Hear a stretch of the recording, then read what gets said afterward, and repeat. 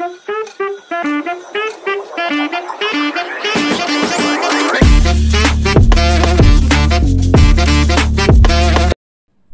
అండి, welcome to my channel.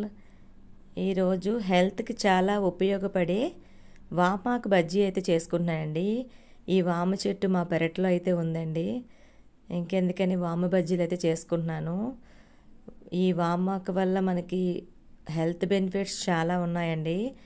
ఇటువంటివి మనం చేసుకొని తింటే ఇటువంటి ఫుడ్ మన ఆరోగ్యానికి చాలా మంచిది. దీనికి కావాల్సిన పదార్థాలు: వామాకులు 10 or 15 ఆకులు తీసుకున్నానండి.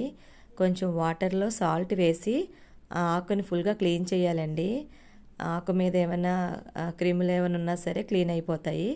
ఆ తర్వాత వాటర్ లేకుండా ఆకుల్ని క్లీన్ చేసేసేయాలండి. మరొక బౌల్లోని 1 కప్పు శనగపిండి, కారం, ఉప్పు, ధనియాల పొడి, జీలకర్ర పొడి, కాస్త జీలకర్ర వేసుకోవాలండి.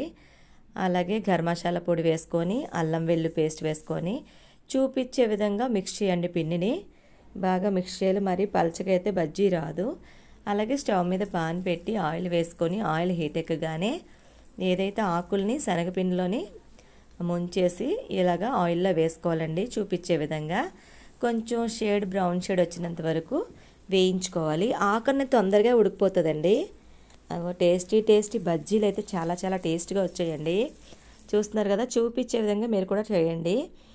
మన హెల్త్కి చాలా మంచిదండి. ఈ బజ్జీలు తినడం వల్ల జీర్ణ వ్యవస్థను మెరుగుపరుస్తుంది, ఆకలి బాగా పుడుతుంది. దీనివల్ల చాలా హెల్త్ బెనిఫిట్స్ అయితే ఉన్నాయండి. ఏమన్నా మనకి దగ్గు జలుబు ఉన్నా సరే కంట్రోల్ అవుతుంది ఫ్రెండ్స్.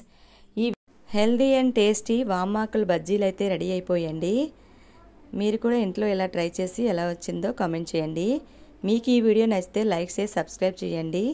బజ్జీల్లోని ఉల్లిపాయ కట్ చేసుకుని ఉల్లిపాయ ముక్కలు, అలాగే కొంచెం కారం, ఉప్పు, నిమ్మరసం వేసుకొని తింటే సూపర్గా ఉంటాయండి. Thank you friends.